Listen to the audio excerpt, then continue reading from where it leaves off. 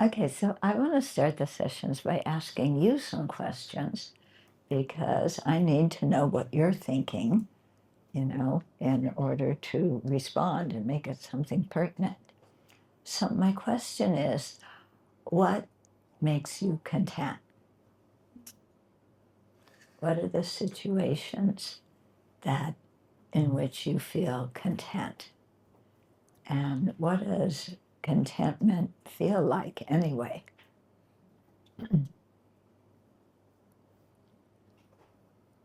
So, who has some ideas? Being full. Being full? Of anything. Over being full with anything. Yeah. So, if you're Food, love, happiness. food, love, not viruses. Oh yeah. Yeah. So it's not full with anything. Yeah. Not with polluted air. So, being full with the things that nourish you in either physically or in your heart. Yeah. Okay, good. What else? Fulfilling purpose in life. What? Fulfilling purpose in life. Yeah, feeling that you have a purpose in life. Do you feel like you have a purpose? Still figuring out. Yeah, good. Mm-hmm. For me is appreciating what we have currently. So appreciating what we have. Yeah. In the present moment. In the present moment. Yeah. Other people. Precious human life. Precious human life makes you feel content. Okay. What else? Women, come on. It's just been the guys who speak so far. You have a voice. Good health. What was the first one? Being able to breathe. To breathe, being able to breathe and to have good health. Yeah. What else? Yeah. Wait, sorry. Seeing the happiness of my family members. Seeing the happiness of my family members. Yeah, Happiness of my happiness for your family members. Okay. What else?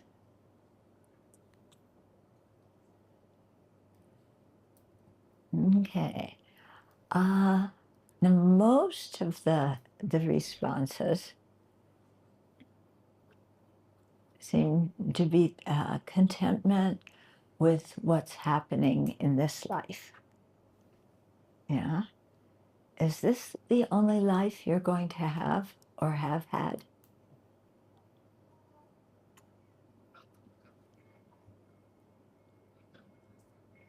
Hello? No? Yeah? Speak more. What?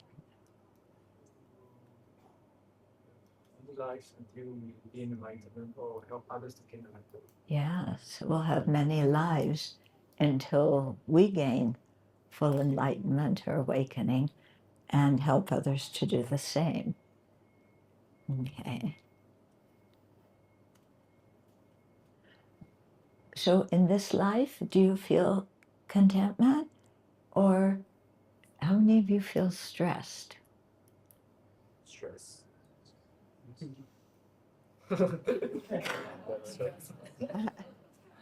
But let's try this again. Some people stressed. I'm not stressed. I'm not stressed. Why are you asking that question? Oh. Okay, so who feels stress in their life? Oh, okay. So what brings on the stress? Worry, no money. Worry about no money. Is anybody here totally 100% broke? I don't think so. Actually, it's interesting, when you were born, That's when you were broke. You came into this life with no money at all. Since then, you've gotten some money.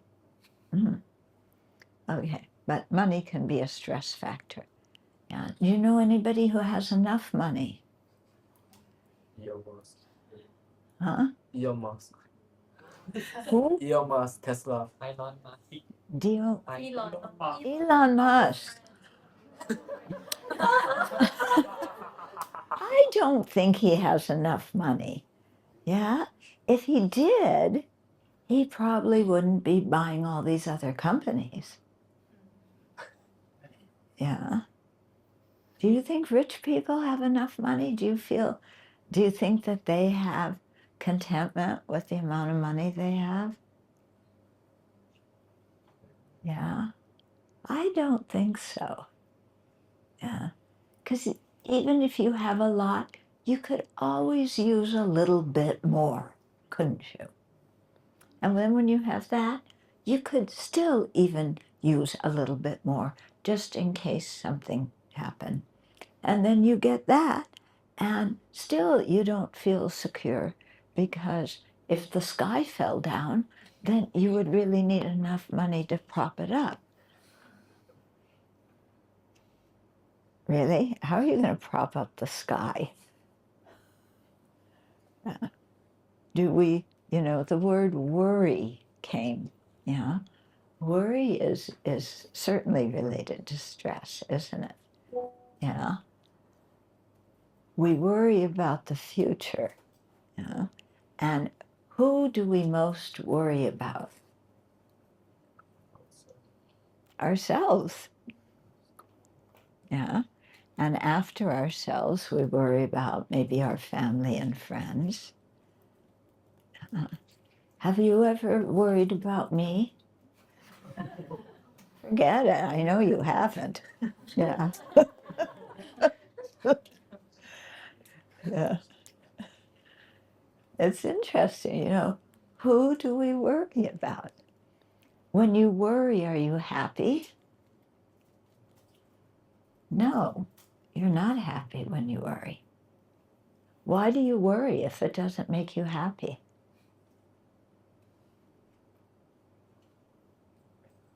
Yeah? Can somebody give me a good reason for the beneficial effect that worrying has? Conditioned response. What? Conditioned response. It's a conditioned response. Conditioned by what? By whom? Habitual pattern. By? Habitual pattern. Yeah, habitual pattern. How did it start? You didn't, yeah? When you were in primary one, did you worry? About the chocolate I didn't get, yeah. Yeah. Yeah. It's interesting. There's always something that we worry about. There's always something that we feel discontent about. And even we feel discontent. Attention up here, please. Even we feel discontent. Yeah. And we get what we wanted, then we find something else to worry about. Does that sound smart? Doesn't seem very smart to worry. Yeah. Does worry help you get whatever it is or resolve whatever it is that you're worrying about? Yeah. If you're worried about your health, or the health of a loved one, does worry help you feel better or help them feel better? It doesn't. Does worry help you to get more money if you're worried about money? Hello. You are thinking people. I think you probably have ideas. Yeah, what do you say? Does worry help you get whatever it is you're worried about? No. Does worry hinder you from getting whatever it is you're worried about. It does. How does it hinder you? How does it get in the way?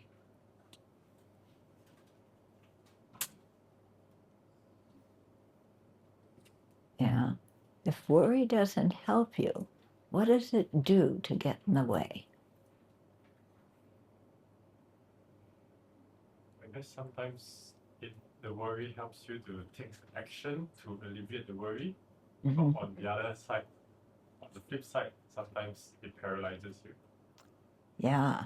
So sometimes the worry may invigorate you to go and get what you're worried about. But very often it paralyzes you, so to speak, from doing anything. Because when your mind is filled with worry, going round and around and around, what if this happens? What if that happens? Oh no, this will happen and that will happen. What am I going to do? And woo-hoo, ha-ha. And when your mind is spinning around with worry, you can't really think very clearly about how to resolve the problem that you have. Right? For you, does worry often energize you to do something, or does it get you stuck? Get stuck in a loop. Yeah, we get stuck in ruminating, don't we? Yeah, ruminating again and again. Endless cycle or downward spiral. Yeah, yeah. Simply a cycle, saying the same thing to ourselves again. What if this happens? Oh, if that happens, this will happen, the other thing will happen. Then what can I do about it? I don't know, because if that happens, well, babe, that may not happen. It may be this that happens. What do I do about it? Oh, I don't know what to do about it. Now I'm worried because I don't know what to do about if what I'm worrying about happens. Yeah? So you get yourself really tied up in knots. And that's often what we call stress. Mm-hmm. Yeah. So do you think worry is virtuous? Yeah. It's not virtuous. Yeah. Is there a difference between being concerned about something and worrying about it? Yeah, there's a difference. What's the difference? Huh? Attachment to the thing itself. Okay, which one is the attachment? Yeah, so when you're worrying, you're attached to something, and you start that cycle of going round and around and around and around. When you're concerned about it, you're not worrying. You just know, okay, this is a situation. I'm going to, have to deal with it and resolve it. Yeah. And then you can think clearly and do what you can to resolve it. But you're not going round and around and around and biting your nails, getting your stomach all tied up in knots. Yeah. It's just a mind that says, yeah, I need to pay attention to this. I'm concerned about it. I need to pay attention. Yeah. But it isn't dreaming up all sorts of horror stories. Because when we worry, yeah, we project into the future and we make up all sorts of horrible things that could happen. And then we say, it's not that they could happen, they will happen.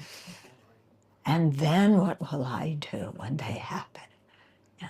Meanwhile, you're sitting here, for example, in a room full of nice people, your stomach's relatively full, you have friends, but when you project into the future with the worry, yeah, you're not paying attention to what you do have. Yeah, and you're getting yourself all worked up about what has not happened. It's quite interesting, isn't it? Yeah, how we worry about what has not happened. So what has not happened may not happen. Yeah, like the thing of, oh, I worry about how much money I have. Yeah. And then you dream up these stories.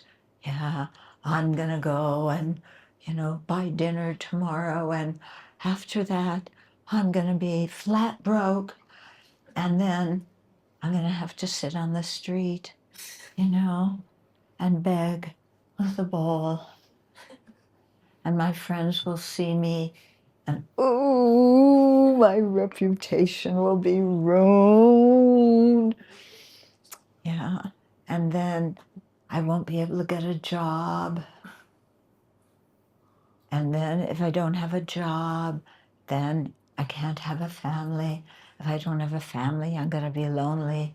If I'm lonely, then what am I going to do? What will I do when I'm old? If I don't have a family and I don't have friends and I'm lonely, yeah, when I'm 85 years old, what am I going to do? Oh no, I'm going to be a poor person living on the streets. Oh, it's going to be terrible. Yeah? We write horror stories in our own mind. Yeah? When you're in creative writing class and you're supposed to write a story, nothing. You can't think of anything. Yeah? When you're not in creative writing class, you're writing stories all day long, worrying about this, worrying about that. Yeah. And they're all horror stories. And who's the star of your horror stories? Ourselves. Ourselves. Me, I, my, and mine. The most important things in the world. Mm-hmm. Yeah. And when we make up these horror stories about ourselves, then what happens? Hallucination. Hallucination. Hmm? Hallucination. Hallucination. Yeah, you're hallucinating, aren't you? Without taking drugs. My teacher, yeah, when this was back in the 80s, sometimes people would say, Mama, yeah, do you want to smoke some marijuana, take some acid? It makes your visualization really clear, very bright colors. It's fantastic. And my teacher would look and say, well, dear, you're already hallucinating. Because when we write these stories about ourselves, we are hallucinating. There's just making stuff up. But it's so interesting because when we're in the middle of our hallucination of worry, we think it's real. We can't tell the difference between our worrying hallucination and what is real. And we think that this horror story, horrible situation we're creating is going to really happen. Yeah. And we also think that if it happens, then there's nobody who's going to help me. There's nothing I can do. Yeah, it's just going to be the most awful thing in the world. Yeah. So is that actually true? Again, questioning our hallucinations. Yeah. If you broke your leg, yeah, is somebody going to help you? Yeah. people are going to help you. Why do you, when you hallucinate, oh, I'm going to go outside and I'm going to step off the curb and fall down and break my leg, and I'm just going to sit there. Everybody's going to walk by. Nobody's going to help. What am I going to do? Take out my phone. That's going to save me. But my battery's dead. Yeah.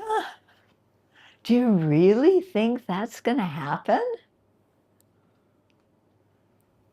You do? Really? Nobody's going to help you?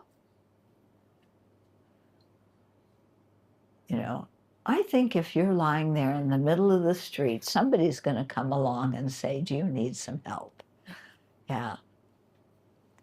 So you see, what the point I'm getting at is we really make it such a horror story and put ourselves in a bind as if, you know, everything around us is going to collapse. And of course it isn't. Yeah. Do your parents worry about you? How many of you have parents who worry about you? Do you like when your parents worry about you? Uh-oh. My parents worried about me. I hated them. I hated when they worried about me. It's very confining, isn't it, when somebody worries about you? Yeah, you feel like, oh, they're so worried about me. If I make one bad step, then they're going to be unhappy. And then you feel guilty for making somebody else happy. But isn't their worry about you their problem? Did you ask them to worry about you? No. Why do we worry about them worrying about us? What's going to happen to them, yeah, if they worry about us? Okay. Are you seeing that we're confused? Yeah. Is that point coming across? I hope it will. Yeah. To see our own confusion and see that the confusion is not coming from outside. Yeah. It's not the situation that is confused. It's our mind that's confused. Yeah. And I think this is one of the reasons why the Buddha gave the teachings he gave, because by pointing out how we're confused, how our mind works, what we need to think about instead to get ourselves unconfused, yeah, I think with compassion, then he gave the teachings. Yeah. So this is one reason why it's important to learn the Buddha's teachings. And I know for myself, I met the Dharma when I was, how old was I? 24. Yeah. And I certainly wish that I had met it, 10 years earlier, maybe 24 years earlier. That would have been even better. Yeah. Because I had a lot of worry, tremendous amount of worry, discontent, and I didn't know how to handle it. But I think the Buddha's teachings are very smart in that regard, And one thing I learned is, the things that I worry about happening, I just, instead of getting all involved in worry, I asked myself first, how likely is this going to be to happen? Yeah, I'm making up this story. How likely is it that it will happen? Usually the answer is not very likely. Then I say, even if it did happen, yeah, is there nothing I can do to remedy it? In other words, I'm just going to like freeze because there's nothing to do to remedy it. Is that true? That even if what I'm worrying about happens, there's nothing I can do? No, that's not true. There's always something you can do. Then I ask, even if that happens, is there nobody else who can help me? And I think, there's always somebody who will come along and help me. Maybe a friend, it may even be a stranger, or a teacher, or a classmate, or even sometimes somebody I don't get along with will see that I'm in a bad situation and come along and help. So if the likelihood of this horror show that my mind is creating is not very likely, then why don't I just put it down? Yeah, just put it down. Nobody is telling me I have to worry. Yeah. Or maybe I should ask you, is anybody telling you you have to worry? Are your parents saying, if you don't pass your first exams when you're how old? 8 years old? 6 years? How old are you when you take your first exams in school? Hello? 7? Okay. So,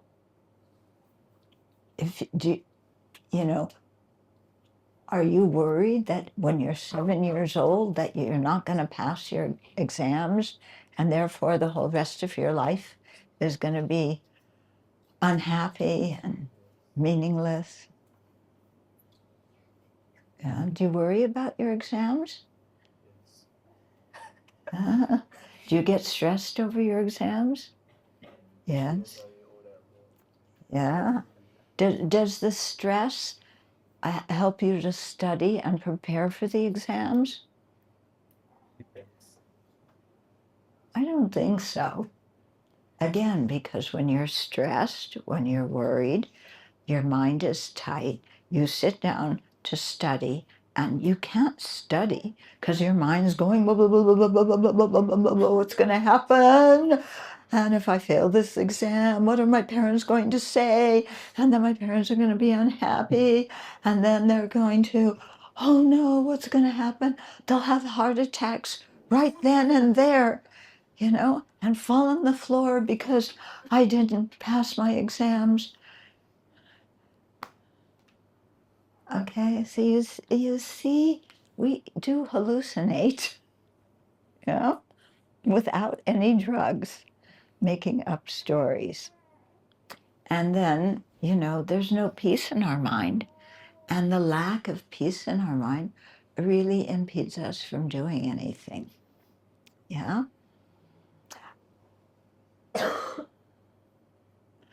So what do we do about this? I think one thing is to notice it. Yeah? To be really aware of when our mind starts to make up stories. Okay? And to not just be aware, but to have that little conversation with yourself that I was just saying, where the wise part of you sits here and the worried part of you, stressed part of you sits there. And you say, okay, yeah, what are you worried about? Oh, I'm worried about I'm gonna fail my O-level exams. Yeah, so? What do you mean so? What do you mean so? The world's gonna end. Really? I don't think the world's gonna end because you failed your O-level exams. But my life will be ruined. I won't be able to get an education. then I won't be able to make a lot of money, then I won't be able to support my parents, then I won't be able to go on holiday, then I'll be a failure. My brothers and sisters will be better than me. Nobody will respect me. I'm going to hate myself. Woo! Who says all that's going to happen? I know it's going to happen. I know. I went to the fortune teller.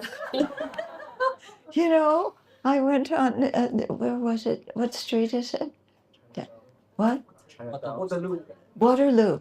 I went to the temple and I threw that. And the stick said that my life was going to be totally ruined if I don't pass my O-level exams. Yeah. Well, if it's any help, I never took the O-level exams. They don't have them in America. They have other exams. You know, they have the SAT to get into college. I don't think I took that one either. And yet I went to university and I graduated. And do you think that I'm a failure? Yeah. Do I look like a failure? Oh, you're nodding your head. Thank you.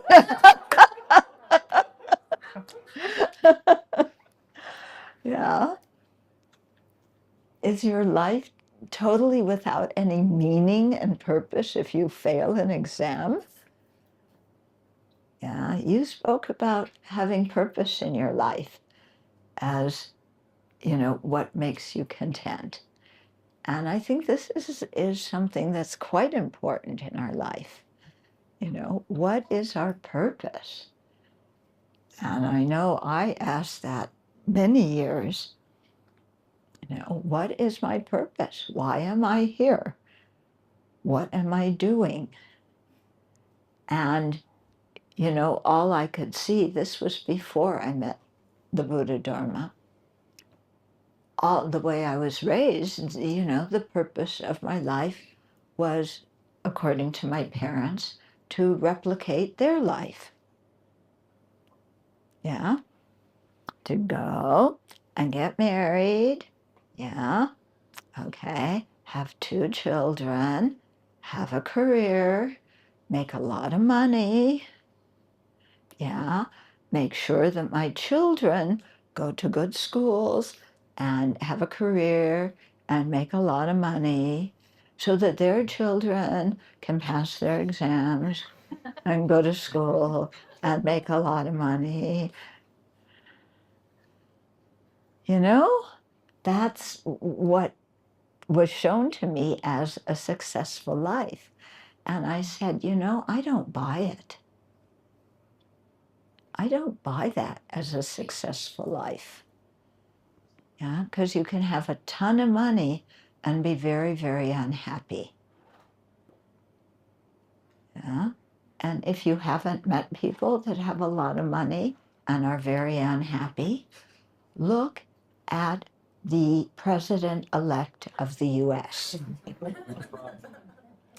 who supposedly has a lot of money. Do you think he is happy? Do you ever watch his rallies? He's unhappy with the immigrants. He's what? Unhappy with the immigrants. The immigrants. Yes. Yeah. He's so mad about immigrants. Yeah.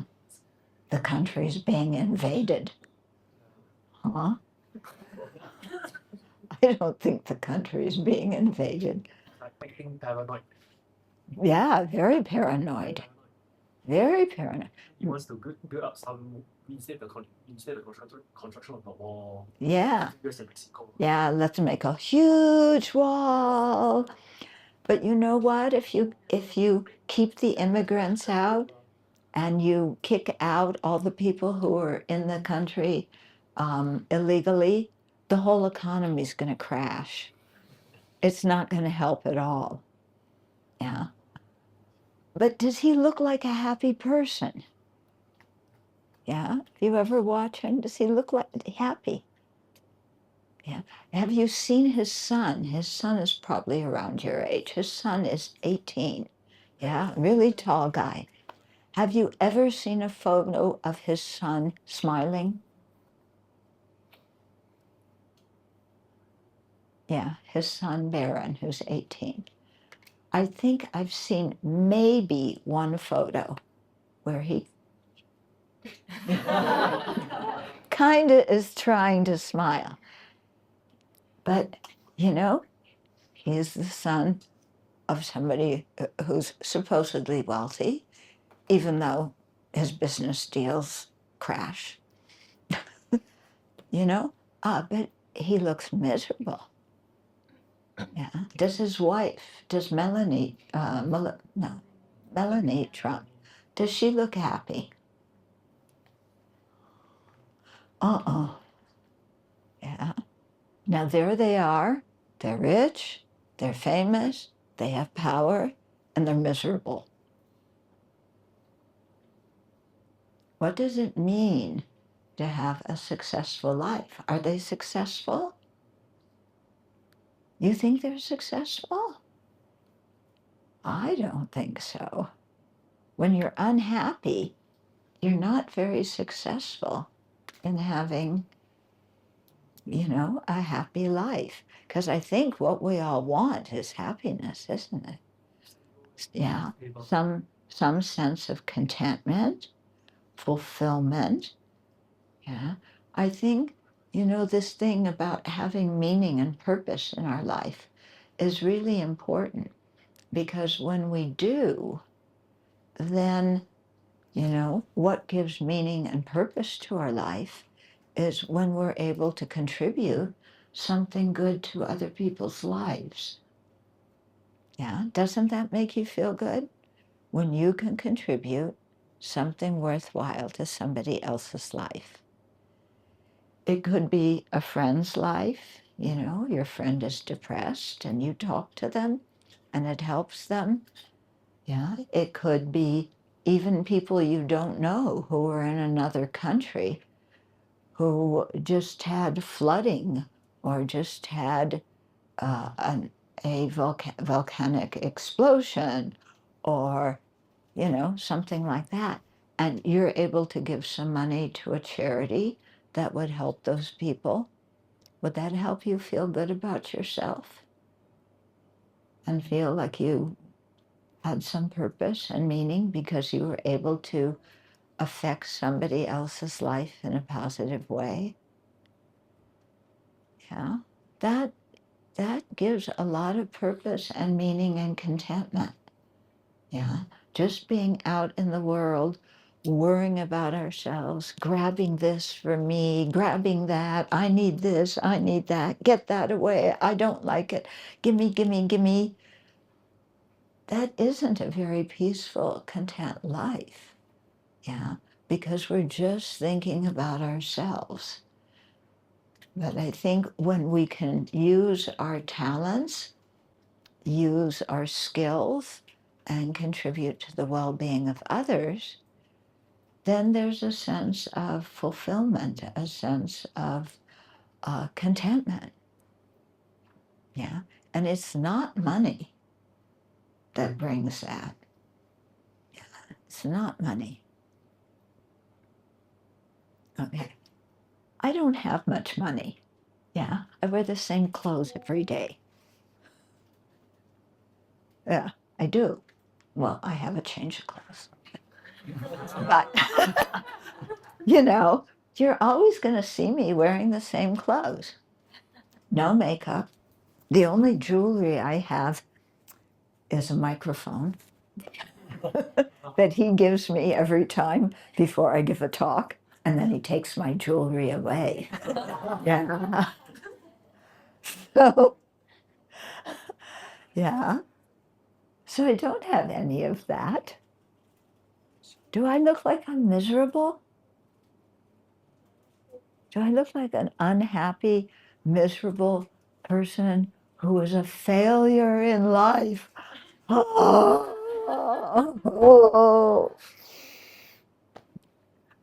yeah. So it's perfectly fine to not have all that stuff. And very often you're even happier because the more stuff you have, the more you have to worry about your stuff. Okay? When people get a car, they're usually so excited. I got a car, I got a new car, look at my new car. And then I say, now you will experience car hell. Yeah. Why? Is your car always going to work? No. It's going to break down. And it'll probably break down when you're in a hurry to do something that's important. Yeah? And then you take it to the shop to get it fixed.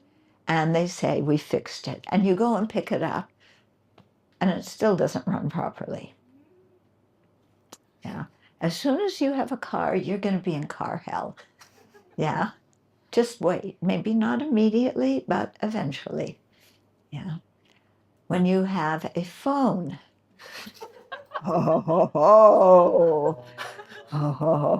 will you be in phone hell? Well, no, the phone is part of my body. It's attached to me. Yeah. Don't you act like the phone, it's just part of your body. You never put it down. Yeah. And you look at it all the time. Before you had the phone, you never looked at your hand every 5 minutes. Now you have an extension to your hand.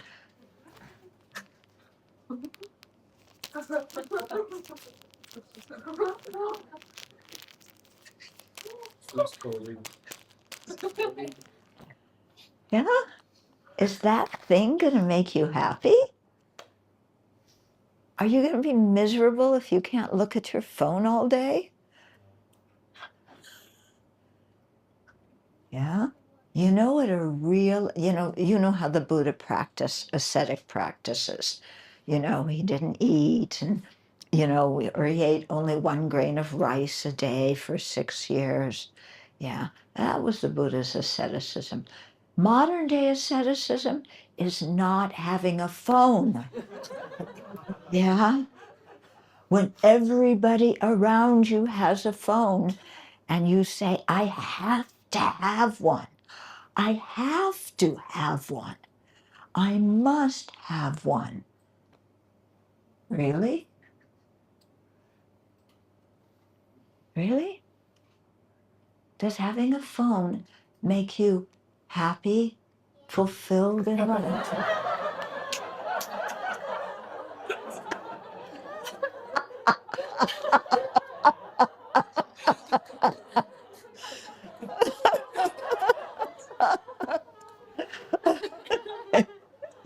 Yeah. Yeah. No, a phone is not going to make you happy. Listen, it won't. Yeah. Yeah.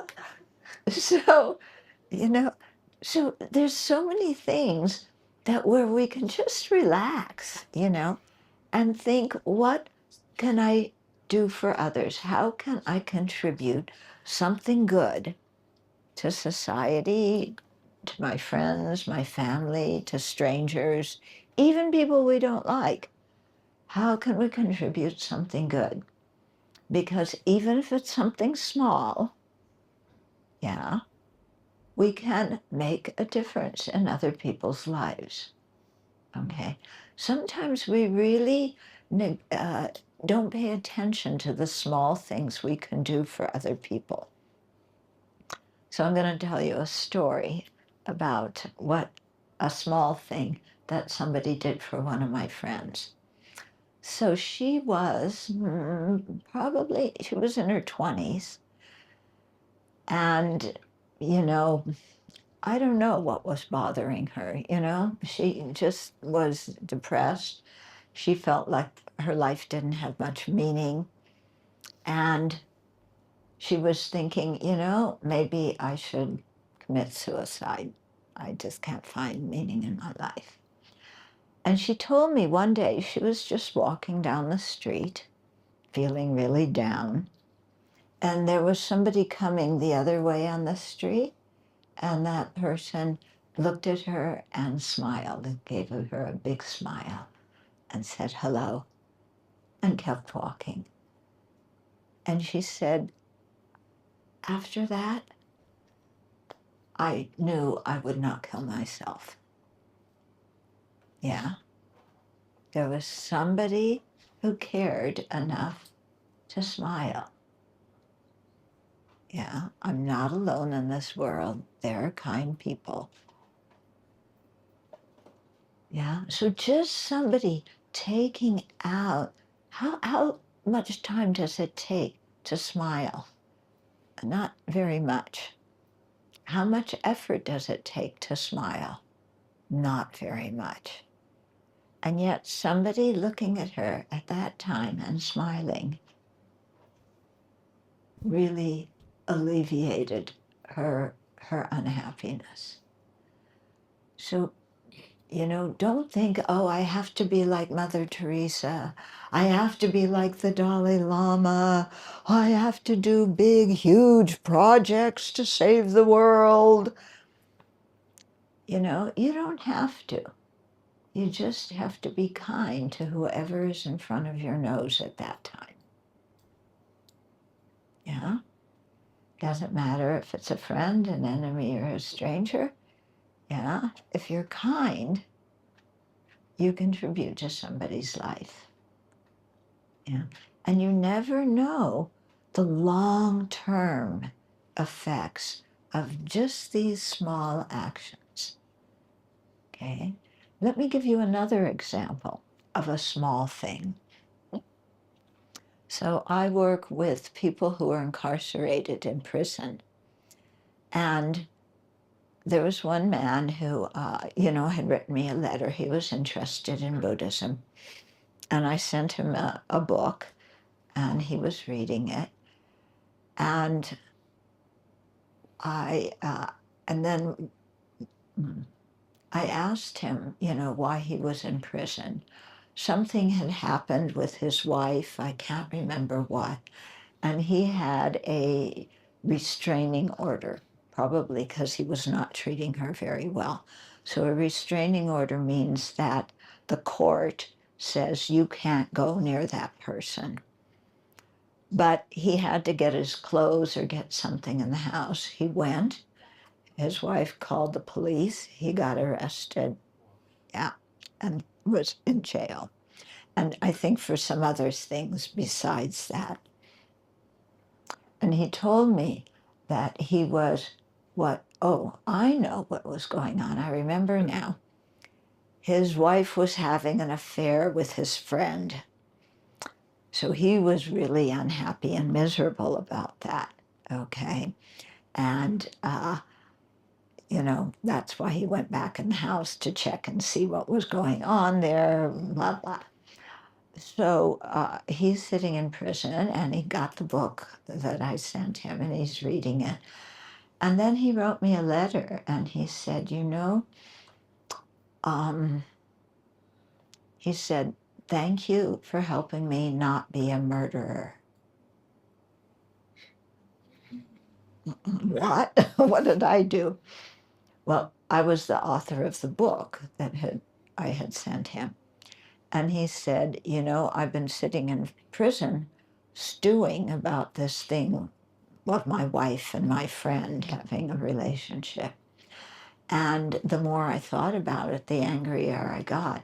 And I made a determination that when I get out of prison, I was going to go kill them. And I've been planning how to do that, even though I'm in prison, so that when I get out, I can kill them. And I read your book, he said, and I'm not going to kill them. I realized that doesn't do any good. I realize it only harms others. Yeah? One small thing, reading a book. Yeah. So we shouldn't, poo-poo even the small things that we do for others, because there's many ways we can contribute to others' well-being. So your challenge is to think about, how can I do that? What are because everybody has special talents and abilities. So what are the things that I like to do that I can do reasonably well? I don't have to be the best, but I can do something reasonably well. And what are those things? And it's got to be something you like, because you can't do a job you don't like for your whole life. That's not living. Okay? And see what it is. What is your passion? Is it art? Is it music? Is it engineering? Is it electronics? Is it liberal arts? Is it...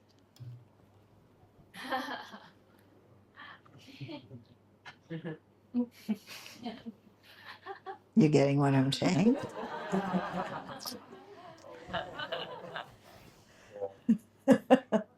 Yeah. See what it is. And then have that determination to increase your ability, and then share it with the world and be happy and content with whatever you do. Yeah. Don't compare yourself to others. Nobody is saying you have to be the best.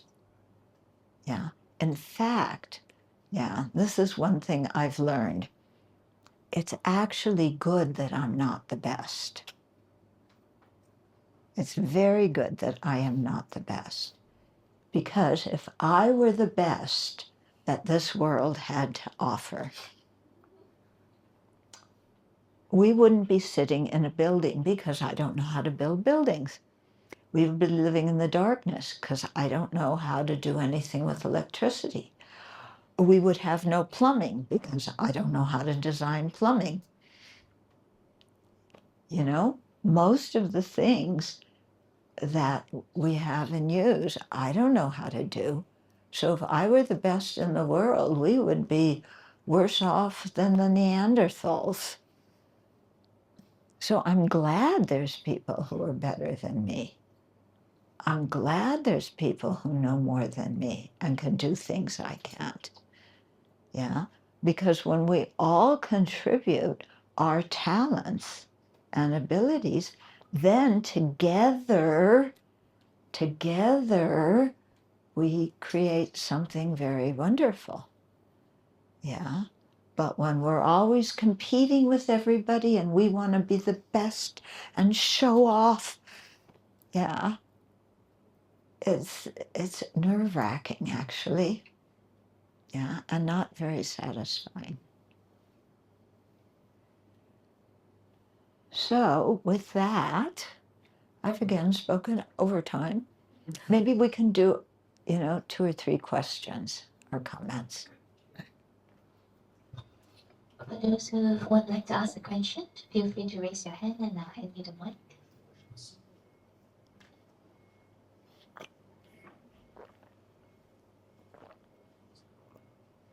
Mm-hmm. We have one over there.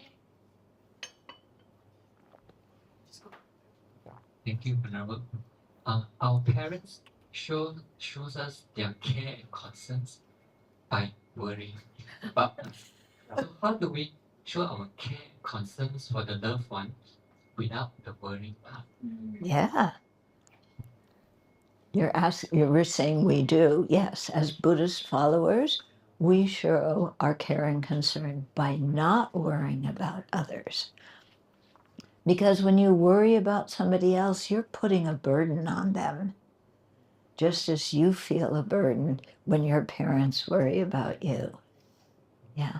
You're concerned about other living beings.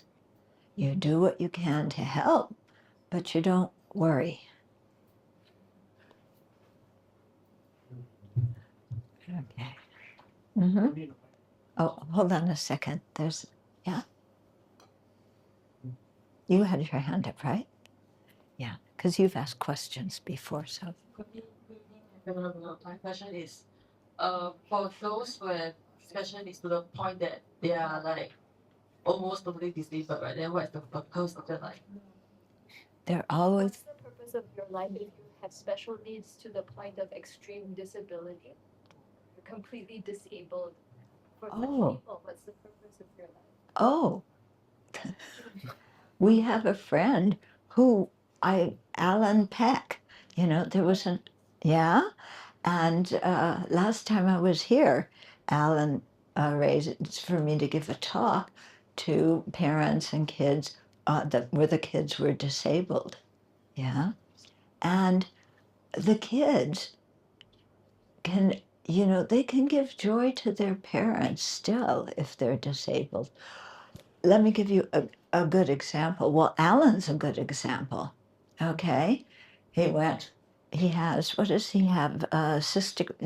Cerebral palsy. Cerebral palsy. He went to university, he graduated, he's the vice president of a bank. Yeah, and he does all sorts of work in society to help disabled people, even though he's disabled. And he finds a lot of meaning and happiness in doing that.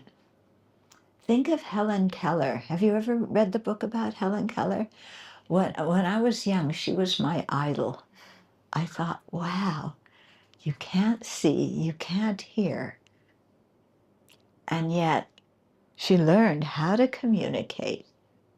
And then she really made a difference in people's lives, and gave a lot of people hope in their life and helped the government make more policies for disabled people.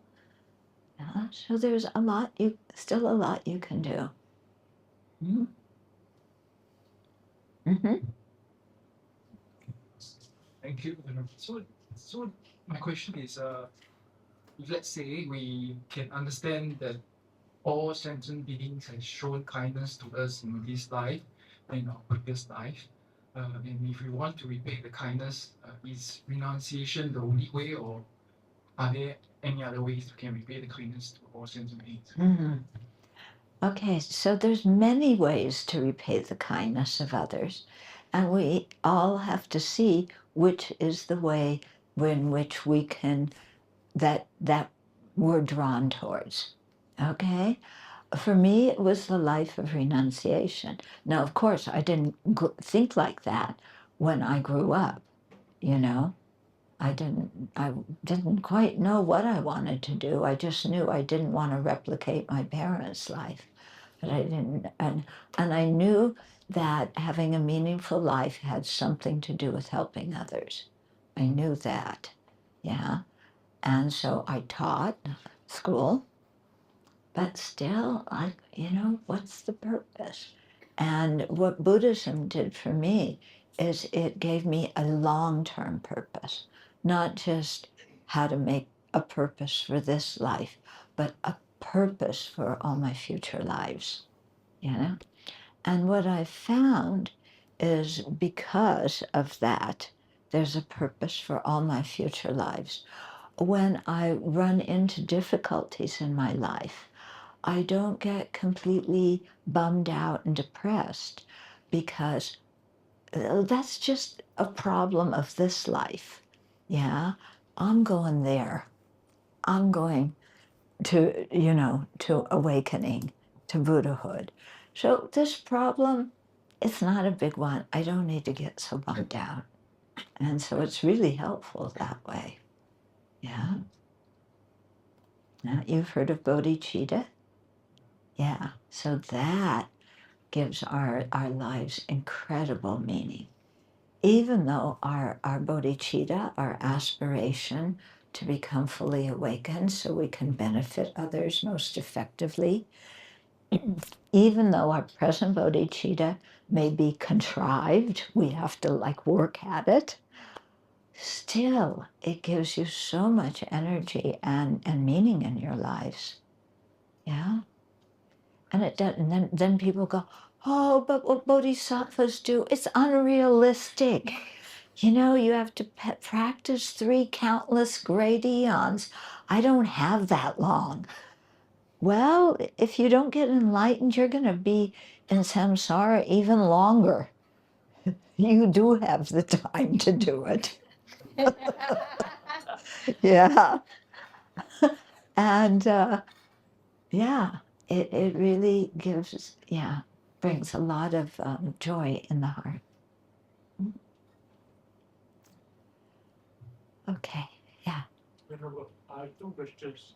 First question is, can the Buddhists invest in stock market? Is stock market the form of gambling?